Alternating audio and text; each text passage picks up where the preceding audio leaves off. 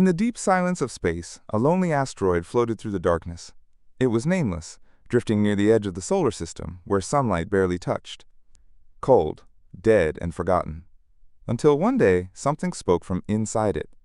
At the Mars Orbital Research Station, Commander Elias Rowe was just finishing his shift. His coffee had gone cold. The station lights buzzed overhead. It was just another quiet day. Then the alert came. A weak signal. Strange. Barely a whisper. It came from a small asteroid near the Kuiper Belt. The system flagged it as noise, but something in the pattern caught Elias's attention. It wasn't random. It pulsed. A low rhythm, repeating every 47 seconds.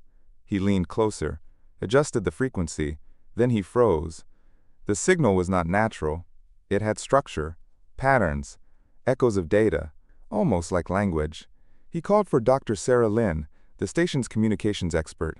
She rushed in, her black hair tied back, eyes sharp. Play it again. They listened. The signal was faint, but clear now. It had a beat, then a pause, then another beat, like a code. "Do you think it's artificial?" Elias asked. Sera nodded slowly. "It's not just artificial. It's calling out. It's trying to connect." Quote, "They traced the signal to asteroid 288 Vox, a rock about 3 kilometers wide. It had passed through the system before, but no one had noticed anything strange, until now. NASA, the ESA, and even private space companies were alerted. Within hours, a mission was greenlit. A ship was sent. The Odyssey. Captain June Keller led the crew. A veteran of deep space salvage. Calm, quiet, and always watching. The ship launched from Mars orbit. It would take 3 days to reach the asteroid. Elias and Sera joined the crew as mission scientists. The rest were engineers, security officers, and 2 AI specialists. Inside the Odyssey, tension grew. No one said it aloud, but they were all thinking the same thing. What kind of signal hides in a rock that's been drifting in space for millions of years? What kind of mind sends a message this far? And why now? As they approached the asteroid, things grew stranger. The signal became clearer. Then a new sound joined the pulse. A whisper, like a voice behind a door. Not in any known language, but somehow it felt familiar. Sera sat with headphones in the lab for hours, listening, her face pale, fingers trembling. Elias asked her what she heard. "I think it's saying a name," she whispered. Over and over. "Whose name?" She looked up. Her voice cracked mine. They landed on the asteroid with caution. Gravity was weak, the surface, broken and sharp. The crew set up lights and sensors. They drilled a few meters into the surface to trace the signal's source. They found something. A smooth metal panel, hidden beneath layers of ice and rock. Impossible. The asteroid was supposed to be just rock and dust. Nothing should be here. June called everyone over. The metal wasn't from Earth. It was too perfect, no rust, no wear, like it had been placed there yesterday. Sera scanned it with her equipment. "It's transmitting," she said, "still active, and it's focused on me." "What does it want?" Elias asked. She didn't answer. That night, on the ship, alarms woke them. The signal spiked. Lights flickered. The ship's AI went silent for 5 minutes. Then came back online. "Confused something touched our systems," said Raj, the AI technician from outside. It got in, looked around, then left. Like what June asked. He stared at the monitor, like it was searching for someone. Sera. She locked herself in the lab. Wouldn't answer. Elias finally forced the door open. She stood there, eyes wide, staring at a new symbol appearing on the screen. A strange spiral of light, spinning slowly. "It's not just calling," she said. "It's remembering." "What do you mean?" "I think it knows me. From before I was born, no one knew what to say." The next day, they cut open the metal panel. Inside was a dark tunnel. Too smooth, too perfect to be natural. The walls pulsed with faint light. The signal came from deep inside. June ordered a drone to enter. It flew in, sent back video. The tunnel went down at least 200 meters, then opened into a wide chamber. And in the center of the chamber was something impossible. A machine. It hovered in the air, spinning slowly. not connected to anything, covered in symbols glowing softly. It looked like it was sleeping.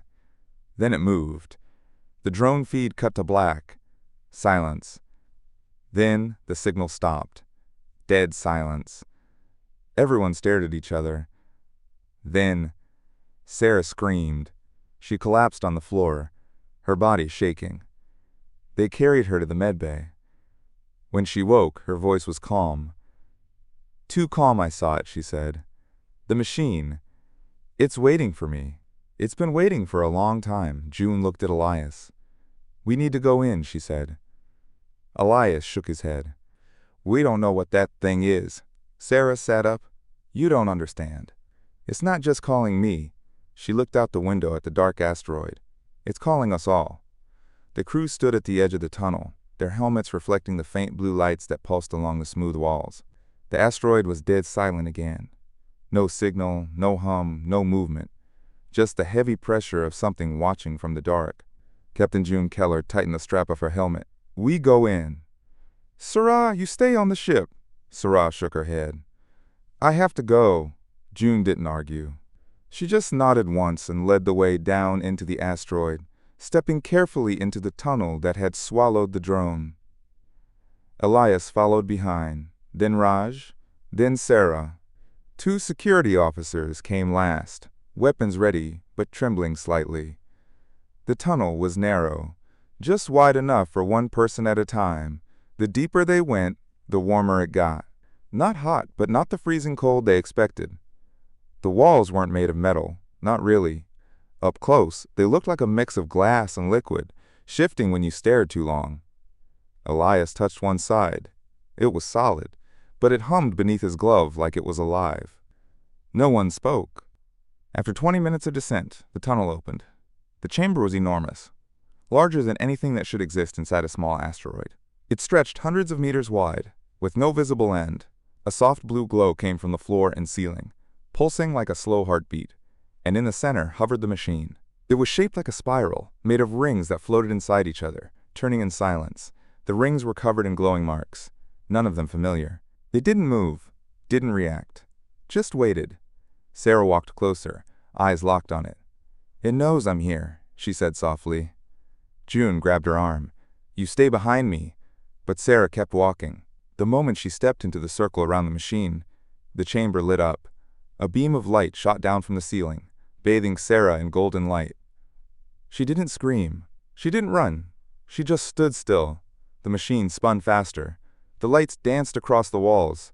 The air grew thick, humming like distant thunder. Then it spoke. Not aloud, not in sound, but inside their heads, Sera Lin. You have returned. The voice was deep and calm. Male, maybe, but not human. Everyone froze. Raj fell to one knee, clutching his head. It's in my mind, he gasped. June raised her weapon.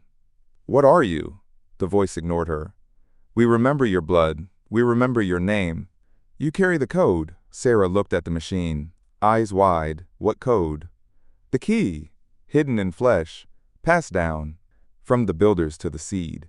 What do you want? Elias stepped forward, heart pounding. Why now? The machine pulsed. The door is opening. The others are coming. We must prepare, June shouted. What others? Who's coming? Silence. Then a new voice entered the chamber. Familiar. Cold. It was the ship's AI warning, it said. Speaking from their suit radios.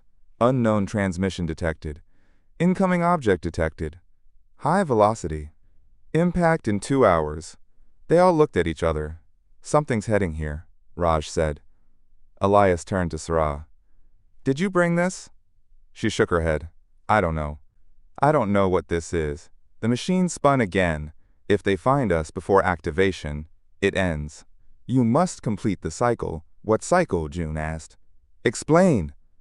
But the voice was gone. The lights dimmed. The machine stopped spinning, dead still. Sera fell to her knees, breathing hard.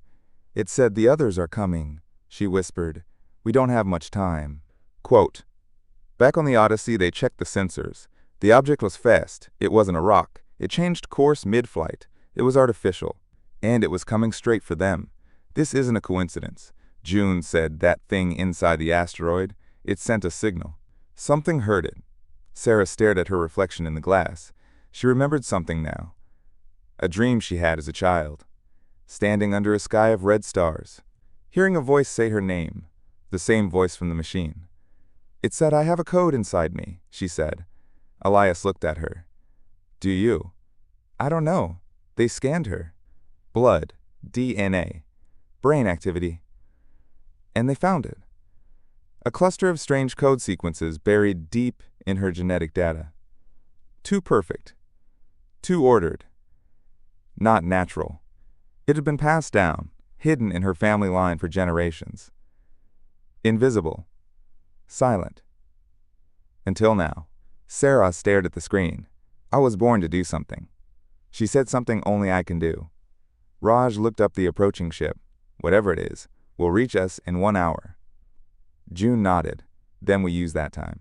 "You're going back in." "We activate the machine." Elias frowned. "We don't know what it will do." June's voice was firm. "If we do nothing, we die anyway." Quote, they returned to the chamber. This time, just Sera and Elias. Sera stepped into the circle again. Nothing happened at first. Then the machine lit up. Symbols shifted. A new light rose from the ground, a platform. Sera stepped onto it. It lifted her into the air, slowly turning, scanning her body. Elias shouted, "Sera, are you okay?" She didn't answer. Her eyes were open, but she didn't see him. Her body glowed with the same light as the machine. Then she spoke. But it wasn't her voice. It was layered. Dozens of voices speaking as one. Activation begun. Key accepted. Defense system online. Then the asteroid shook. A rumble echoed through the walls. Elias ran back to the ship. On the monitors, a massive black shape approached. Long and sharp, covered in spines. No lights, no markings. "Not human." Raj's voice shook. "It's slowing down. It's scanning us." June grabbed the controls. Weapons online. The asteroid glowed. Lines of light spread across its surface like veins. Then, something rose from its side. A cannon. Built into the rock itself. Sera was still inside. Elias shouted into the radio, "Sera, get out of there!" But she didn't move. Her voice came through again. "I am part of it now." Quote, the black ship fired a beam of red light. The asteroid fired back. Blinding blue energy lit the darkness. The screen cut to static. Elias stared in horror. Then, through the window, he saw it. The enemy ship was gone. Vaporized. But so was part of the asteroid. The machine chamber had collapsed. And Sera was still inside. "Is she alive?" June asked. No one answered. The asteroid signal came back online, stronger than ever. A new message. Just 3 words. It has begun. The silence after the explosion was thicker than space itself. Inside the Odyssey, no one moved. Dust drifted across the windows. The asteroid floated quietly again, like nothing had happened. Elias sat at the console, eyes locked on the screen. The enemy ship was gone. But so was the chamber. So was Seshol. June paced the control room. "Do we have any signal from her suit?" Raj checked. His fingers trembled. "No, nothing. Suit's offline." "She said she was part of it now," Elias whispered. They watched as the asteroid slowly spun in space. Its outer shell had changed. Blue lines ran along the surface, pulsing like a heartbeat. They weren't cracks. They were markings. And they were spreading. Raj looked at the radar. "We're not alone anymore." Quote, new signals appeared. 1, 2, then dozens. Not enemy ships, transmissions. From deep space, some weak, some strong, all repeating similar codes, all with the same pattern. June leaned closer. They're answering the signal. Elias stared at the map. It's waking them up. Waking who he didn't know. They sent a drone back to the asteroid. Carefully. No one trusted going in again. The drone flew over the cracked chamber. Then it found something. A new structure had formed inside the asteroid. Not built, grown. Smooth black towers rose where the machine had been. A platform stood in the center, and on it, someone stood. It was Sera, but she looked different. Her suit was gone, her skin shimmered faintly with light, and her eyes were glowing white-blue. She turned and looked directly into the drone's camera. Then she smiled. Back on the ship, the feed cut off. The signal returned again. Stronger. Sera's voice. They are coming, not to destroy. To remember. June frowned. What does that mean? Before anyone could answer, something hit the ship. A soft thud. Then another. They looked outside. Tiny fragments. Floating debris. But it wasn't rock. It was metal. Pieces of a probe. Earth-made. One of the security officers ran in. We just got a message from Mars Command. A deep space satellite near Saturn exploded. They think something attacked it. Elias stood. The enemy is still out there. No, Raj said. Not just one. Many. He turned the screen. More red signals had appeared. They weren't answering the asteroid's signal. They were circling it. Predators. The signal from Sera returned. They heard it. The old ones. The Guardians. They're waking up. Elias leaned forward. Sera. Who are the Guardians? Her voice came softly. Pieces of an old war. Hidden in asteroids, moons, planets. Like seeds. Buried to sleep. Until now, June whispered. And you're the one who woke them. Suddenly, the asteroid lit up again. The towers around Sera began to rise into the air. They hovered, glowing, turning like the rings of the first machine, and then they launched. One by one they shot into space, fast, like missiles, but silent. Each flew in a different direction. Raj's voice shook. Where are they going? Elias watched the screen to other places, other hidden machines. They're activating more. June's voice was cold. We started something. Elias turned to her. We didn't start it. We just heard the first whisper. More lights appeared near Jupiter, then by Neptune, then far beyond Pluto. Each new point flashed once, then began sending signals of their own. It was like a chorus. Thousands of machines waking up, singing in the void. And then they saw it. A fleet. Red. Sharp. Silent. Coming from deep space, not from this solar system. Not from anywhere known. At least 20 ships. Maybe more. Moving together. Coming fast. Raj looked at June. That's not ours. June nodded. Prepare the ship. We need to leave. Now, Elias hesitated. We can't leave her. She's not Sera anymore. We don't know that. As if in answer, Sera's voice echoed again. Elias. I remember you. I remember my name. I'm still here. He felt a lump in his throat. But I'm more now. I'm the voice of the key.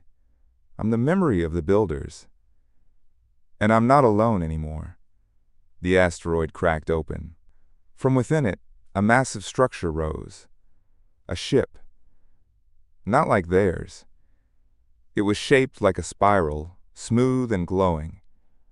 The same design as the machine inside the chamber. It floated gently, then turned toward the stars. This is not a war, Sera said. It is a return. One of the red enemy ships fired. A beam of red light struck the asteroid ship. But the ship didn't break.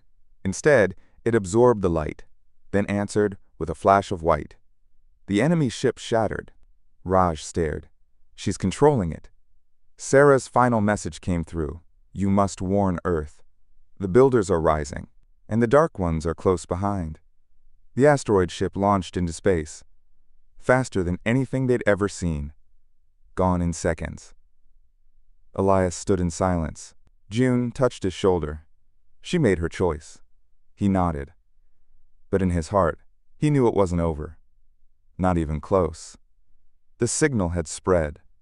Earth would hear it next. And whatever came after had already begun. 3 weeks later, the sky over Earth changed. At first, it was just noise, strange static in radios, satellites misbehaving, signals dropping out for minutes at a time. Then came the pulse.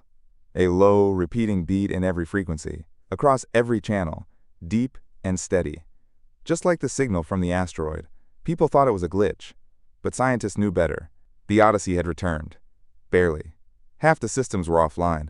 The crew was tired, shaken, but alive. Elias, June, and Raj had made it back, and they had brought the warning. Earth's leaders didn't believe it at first. They believed it when the skies above the Arctic lit up with spirals of light. They believed it when one of the seeds, hidden deep inside the moon, began to open. The spiral machines, the Guardians, had activated. Just like Sera said, they weren't attacking. They were watching. Waiting. Sera's message had reached Earth days before the Odyssey returned. It came through every screen, every speaker. Her face, glowing faintly, calm and human, spoke to all. I am Sera Lin. I carry the voice of the builders. The signal you hear is not a threat. It is a memory, a key, a call. The Dark Ones are near. They have slept long enough. But so have we. You must choose to listen, or be lost. Some called her a prophet. Others called her a threat. But no one could stop what was coming. The red ships arrived within the month. They didn't speak. They didn't ask. They began harvesting moons. One of Saturn's smaller moons disappeared overnight, gone, turned into raw material. Earth's defense systems lit up. Satellites went into combat mode. Military ships were launched. None of it mattered. The enemy ships didn't care. They moved around Earth like shadows, always just out of reach. Then, on the night of July 23rd, they finally came closer. Not to attack, to block the sky. Dozens of ships formed a ring around the planet, blocking stars, blocking the moon, casting strange shadows across cities. Panic spread, riots, blackouts. And then the Guardians woke. Over Antarctica, the ground cracked open. From deep within the ice, a tower rose. Black, smooth, humming with light.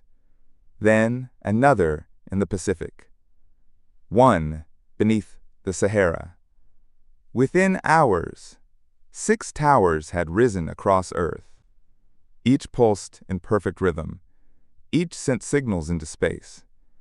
The enemy began to respond. But this time, Earth was not alone. Sera returned. She came not in a ship, but in a beam of light. The spiral-shaped vessel she had entered emerged in orbit, larger now, glowing with power. From it, dozens of smaller craft descended. Silent, peaceful. People stared as the sky shimmered. No explosions, no violence, just light. Sera appeared above the ruins of an old city in Brazil, floating over the street, surrounded by soft white energy. Elias was there. He had gone to search for her, following the path of the signal. He walked through the dust and broken stone, and there she was, just as she had been, and yet more. Her eyes glowed softly. Her voice echoed like music. You came. I told you I would. You still don't understand what I've become. Then help me understand. She reached out her hand. He touched it. It felt like skin, warm. You still feel human, he whispered. I am. But I'm also the memory of a people who came before, who left pieces of themselves scattered across the stars. I was chosen because I could hear them. Elias looked up. Are we too late? She looked into the sky. The red ships had stopped moving. They're waiting. They always wait before they destroy. Then what do? We show them? We remember. She turned to the tower behind her. It began to glow brighter. One by one, the towers around the world activated fully. The enemy moved. Ships charged weapons. People screamed. And then, before a single shot could be fired, a wave of light burst from Earth. Not a weapon, a message. A pulse of sound, color, and code. The same kind that came from the asteroid. It rippled through space like a memory waking up. And far beyond, something answered. Not red, not dark, but golden. A fleet of spiral ships emerged from deep space. Bigger than cities, carved with symbols, glowing with the same ancient light. The enemy ships froze. And then they fled.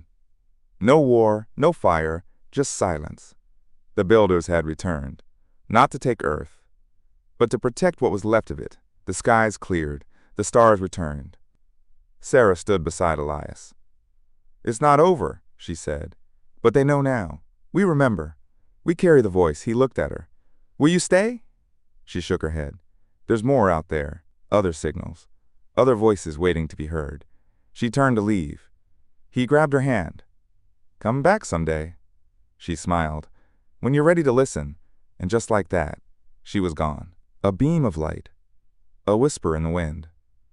Above Earth, the towers remained. Silent now. Waiting. The signal was no longer just in the asteroid, it was inside all of them. And the universe was finally listening.